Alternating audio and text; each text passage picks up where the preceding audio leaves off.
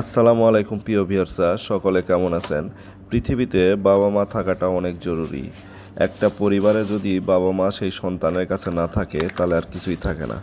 দেখুন, প্রবাসে পড়ে আছি, তারপরও মায়ের মন কেমন, কত কি পাঠাইছে তার সন্তানের জন্য। বিছনার চাদর থেকে ধরে, মিষ্টির থেকে ধরে, রসুন, দেশি রসুন, বাদাম, তারপরে আপনার কুরবানির গোস্ত, গুড়ের খুরমা, আরও এভরিথিং।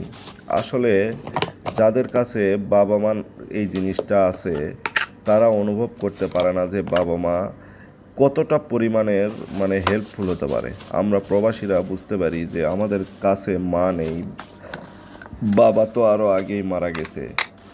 মা অল্প অল্প করে সব কিছু জিনিস তৈরি করে পাঠাই দিছে তার সন্তানের জন্য। কয়জন সন্তানই আমরা মায়েদের খবর রাখি, বাবাদের খবর রাখি। অবশ্যই আমরা বাবা মাকে ভালোবাসবো, বাবা মার সুখে দুঃখে পাশে থাকবো। অবশ্যই তাদের সব কিছু আশা পূরণ করার চেষ্টা করবো ইনশাল্লাহ।